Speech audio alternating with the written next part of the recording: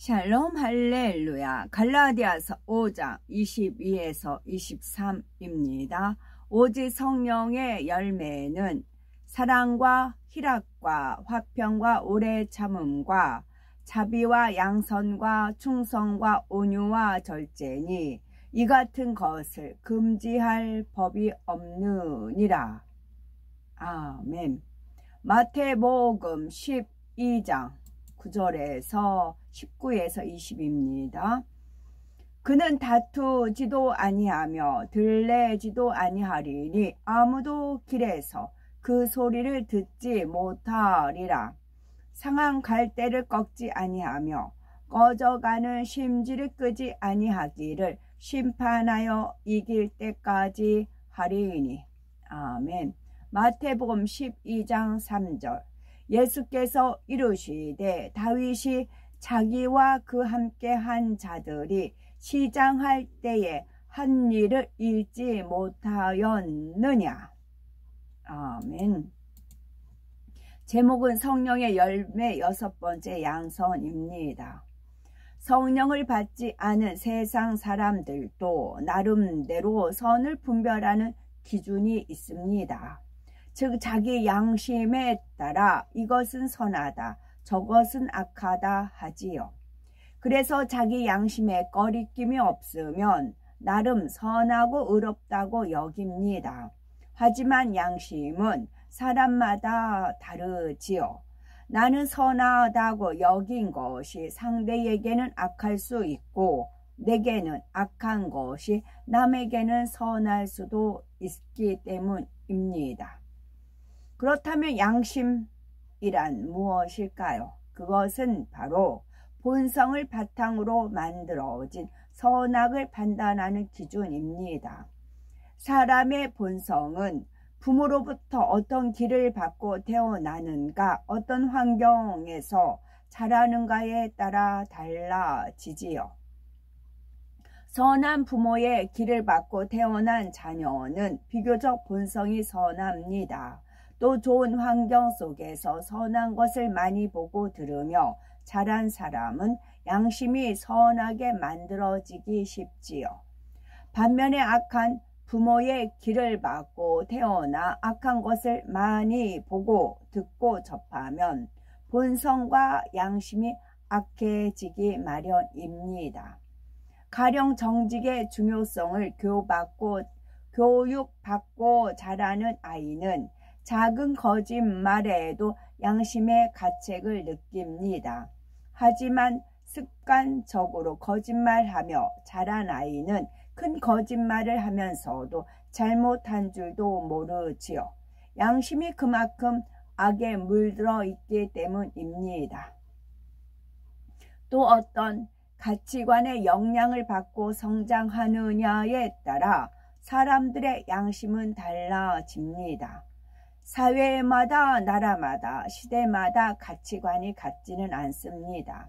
왕정시대에는 노예를 부리며 학대해도 그것을 잘못이라 생각하지 않지요. 또 40년, 50년 오래전만 해도 우리 사회는 노출이 심한 옷을 입으면 손가락질을 받았습니다. 그러나 지금은 의식이 많이 바뀌었지요. 그만큼 시대의 가치관이 달라졌다는 뜻입니다. 세상 사람들은 나름대로 자기 보기에 선한 것을 추구하지만 그것이 절대적으로 선하다고는 할 수 없습니다. 반면에 하나님을 믿는 성도들에게는 선악과 옳고 그름을 구별하는 기준이 항상 동일합니다. 어제나 오늘이나 영원히 변함없는 진리, 곧 하나님의 말씀이 그 기준이 되기 때문이지요. 이러한 진리를 기준 삼아 행하려는 마음이 바로 양선입니다.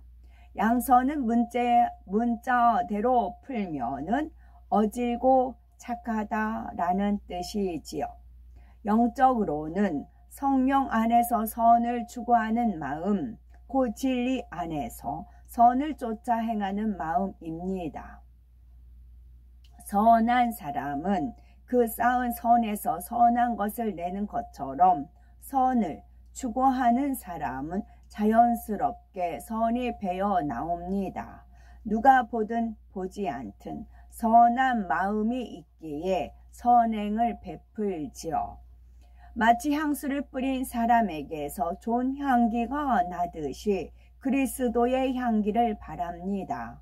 그런데 선을 추구하는 마음만 간절하다 해서 양선의 열매가 맺히진 않습니다. 선을 보고 듣고 반드시 마음에 이루고 실천해야지요. 누가복음 10장에는 선한 사마리아인이 어떻게 양선을 행했는지 잘 나옵니다. 어떤 사람이 강도를 만나 거의 죽게 되었습니다.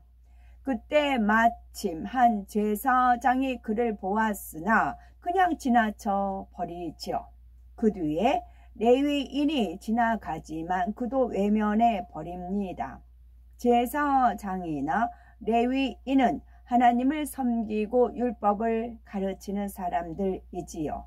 하지만 정작 하나님의 뜻을 행해야 할 순간에는 행함을 내보이지 못합니다. 그 후에 한 사마리아인이 그곳을 지나다가 쓰러져 있는 사람을 발견하였지요. 그는 바로 상처를 싸매주며 황급히 주막으로 데려가 돌봐주었습니다. 이튿날 2데나리온을 주막 주인에게 주면서 그를 부탁하며 비용이 더 들면 나중에 와서 지불하겠다고 합니다. 이기적으로 생각한다면 그가 이렇게까지 해야 할 이유는 없지요. 내 갈 길도 바쁜데 아무 관계도 없는 사람의 일에 끼어들었다가 시간과 물질을 손해볼 수도 있습니다. 또 응급조치는 해줄 수 있지만 굳이 앞으로의 비용까지 대겠다면서 주막 주인에게 부탁해야 할 책임은 없지요. 그러나 그에게는 선을 추구하며 행하는 양선의 마음이 있었기에 죽어가는 사람을 외면할 수 없었습니다. 자신이 손해를 본다 해도 아무리 갈 길이 바쁘다 해도 도움이 절실하게 필요한 사람을 참아 버리고 갈 수 없었던 것이지요. 만약 그가 이유가 있어서 그냥 지나쳐 버렸다면 다친 사람은 어떻게 되었을까요? 내가 손해를 보더라도 그를 구했어야 하는데 하면서 내내 마음에 걸렸을 것입니다. 이처럼 양선은 누군가 자신의 발목을 붙잡고 끌어당기는 것처럼 선을 택하지 않고서는 견딜 수 없어서 범사에 선을 택해 나가는 마음입니다. 마태복음 12장 19에서 20절에는 예수님의 양선이 잘 나타나 있습니다. 그가 다투지도 아니하며 들레지도 아니하리니 아무도 길에서 그 소리를 듣지 못하리라. 상한 갈대를 꺾지 아니하며 꺼져가는 심지를 끄지 아니하기를 심판하여 이길 때까지 하리니 말씀합니다. 선한 일만 하신 예수님을 악한 사람들은 죽이려 하였지요. 그런데도 예수님은 그들을 미워하지 않으셨고 하나님의 참뜻을 깨우쳐 주셨습니다. 아무리 악한 자들이 회방하여도 다투거나 들레지도 않으셨지요. 육의 사람들은 자신을 드러내고 자랑하기 좋아합니다. 나를 알아주기 원하고 대접받고 싶어 하지요. 하지만 예수님은 죽은 자를 살리고 큰 권능을 베풀면서도 들레지 않으셨고 겸손하셨습니다. 아무도 길에서 그 소리를 듣지 못할 정도로 걸음걸이, 몸가짐, 언어에도 흠이 없으셨지요. 오직 그 마음에는 지극한 선과 겸손함, 영적인 사랑만이 가득했습니다. 우리가 양선의 열매를 맺으면 예수님처럼 누구와도 걸리거나 부딪히지 않습니다. 상대의 티나 허물을 들추어내지 않지요. 자신을 드러내서 높임 받으려 하지도 않고 경우에 맞지 않는 일을 당한다 해서 불평하지도 않습니다. 예수님은 상한 갈대도 꺾지 않고 꺼져가는 심지도 끄지 않으셨지요. 영적으로 상한 갈대란 세상의 죄와 악으로 가득 찬 사람을 말합니다. 꺼져가는 심지란 마음이 심히 악으로 물들어 그 영혼의 등불이 꺼져가는 사람이지요. 상한 갈대와 꺼져가는 심지 같은 사람들은 하나님을 믿는다 해도 그 행함을 보면 세상 사람과 다를 바 없고 오히려 성령을 거역하며 하나님을 대적하는 경우도 있습니다. 예수님 당시 놀라운 권능을 보면서도 여전히 믿지 않고 악을 바라는 사람이 많았지만 예수님께서는 이런 사람들도 끝까지 믿음으로 바라보며 구원받을 기회를 열어주셨습니다. 양선의 열매가 맺히면 악을 바라는 사람이라도 품습니다. 굳이 시비를 따져서 상대의 잘못을 드러내거나 꺾으려고 하지 않지요. 진실한 마음으로 선대하여 그들의 마음을 녹이고 감동을 줍니다. 설령 사망의 길로 가는 사람이라 할지라도 여기까지만 참자라고 한계를 두고 선을 넘는다고 해서 외면하는 것도 없지요. 끝까지 포기하지 않고 살리고자 애씁니다. 이것이 바로 양선의 마음인 것이고요. 그렇다면 양선의 마음과 다른 성령의 열매와는 어떻게 구별할 수가 있을까요? 가령 사마리아인이 강도 만난 사람을 도와준 것은 자비나 구제와 긍휼이 아닌가? 또는 다투지도 않고 들레지도 않는 마음은 화평과 겸손의 마음이 아닌가라고 할 수 있습니다. 이는 어떤 면에 중점을 두었느냐를 보면 되는데요. 양선의 열매는 선을 행하고자 하는 마음과 선을 쫓아 행할 수 있는 힘에 대한 것입니다.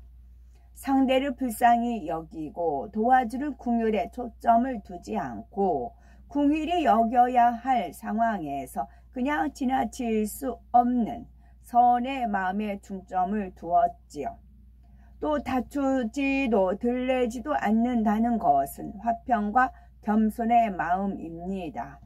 이것을 양선에 비유했을 때에는 선에서 화평을 깰 수 없는 마음, 인정받으려고 들레기보다는 겸비한 것을 더 좋아하는 선한 마음에 포인트를 둔 것입니다.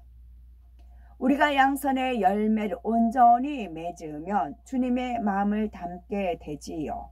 누구에게도 상처를 주거나 실족시키지 않으며 남에게 폐를 끼치지 않습니다. 외적으로도 선과 겸손이 풍겨 나오지요. 주의 교양으로 범사에 존경받을 만하며 걸음걸이나 몸가짐, 언어 습관 등이 온전해집니다. 누가 봐도 존중할 만한 아름다운 모습으로 그리스도의 향기를 바라는 것입니다. 사마리아라는 것을 살펴보면 북왕국 이스라엘의 수도이자 그 주변을 일컫습니다. 이곳에 바알당이나 다른 종교의 사당들이 있었기에 선지자들은 우상 숭배의 중심지로 여겼지요. 에후는 왕이 된 후에 이스라엘 중에서 바알을 멸했습니다. 그러나 여전히 하나님을 떠나 우상을 숭배한 사마리아는 여러 번 아수르의 공격을 받다가 결국 함락되지요. 아수르 왕은 사마리아의 자국민들을 이주시켜 혼혈 정책을 펼칩니다. 자연히 사마리아는 혼혈 민족이 되었고요. 유대인들은 이런 사마리아인들을 적대시하며 상종하였습니다. 하려고도 하지 않았답니다. 아멘.